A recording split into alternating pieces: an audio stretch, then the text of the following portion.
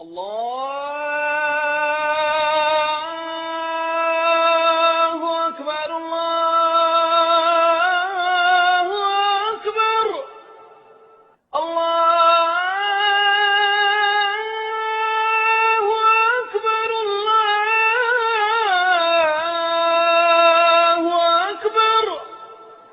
I was about to come across one of the most extraordinary human beings I'd ever encountered. A religious convert with true fire in his soul. This is Brooklyn-born Joseph Cohen. 5 years ago, Joseph left his Jewish family in the USA to set up home with his wife in a settlement near the occupied Gaza Strip. Joseph was a fervent and regular visitor to the Wailing Wall, and has conceded in interviews that he would, quote, come most days and knock my head against the wall. One night, Joseph was checking out a religious website. His life was about to change forever. I was in the chat room, and a man came in, and many of the quote-unquote Israelis were finding him offensive. But the truth is, he was speaking the haqq. He was saying truth.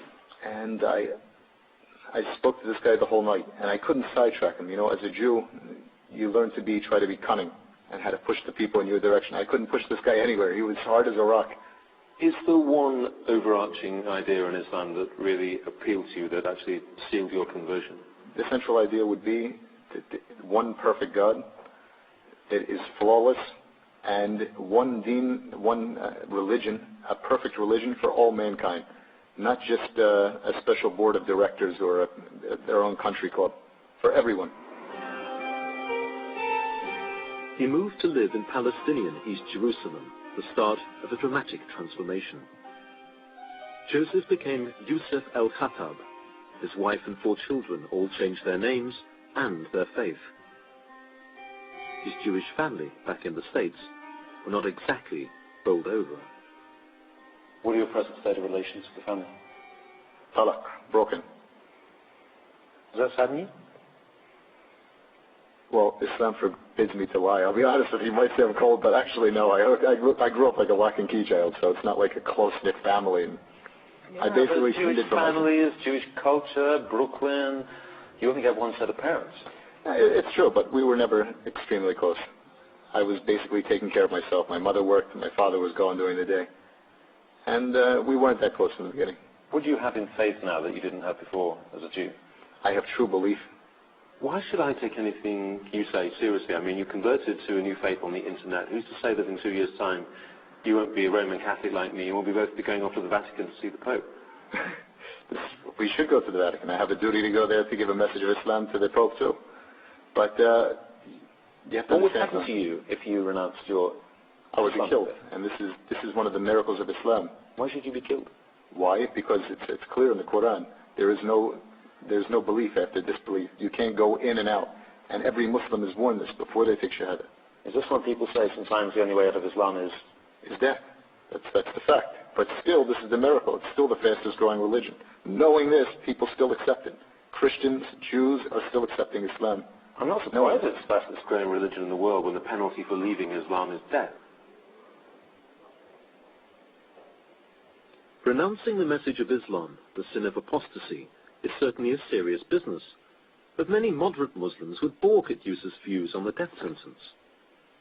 Their view is that faith is a matter of personal assent, and point to one of the Quran's most celebrated texts to make their point.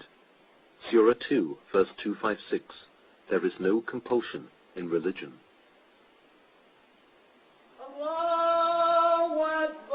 Still, Yusuf's take on apostasy was the first inkling to me that his understanding of Islam was not exactly of the cuddly variety.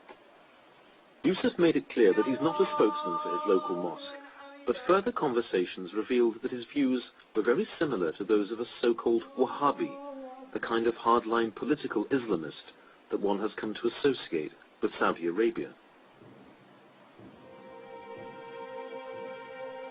Just before I'd met Yusuf came chilling news.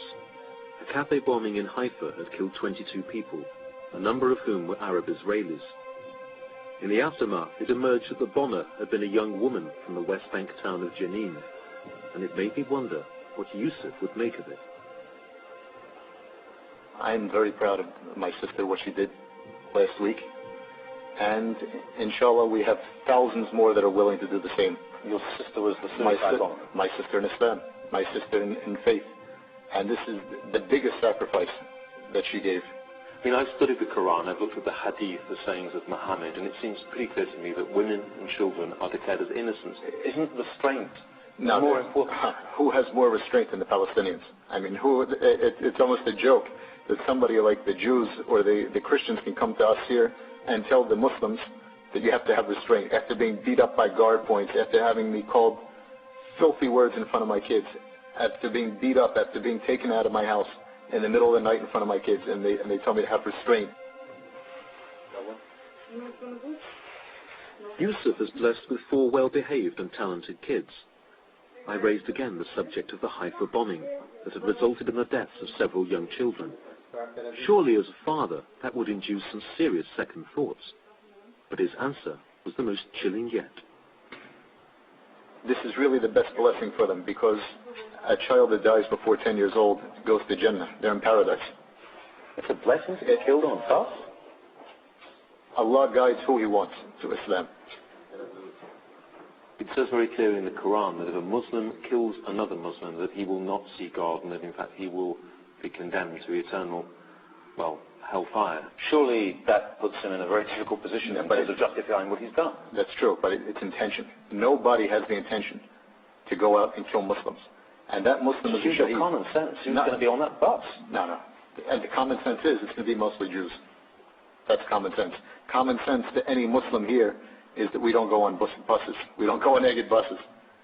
Except the few that do, the exception. Do you believe in the concept of the innocent civilian in the state of Israel? Absolutely not. There is no innocent civilian. Every one of them goes in the army. Every one of them votes for a government that oppresses. So there is no compromise. We have nothing to offer them. What can we give them? Both he and I claim belief in God, yet it seemed we were living on different theological planets.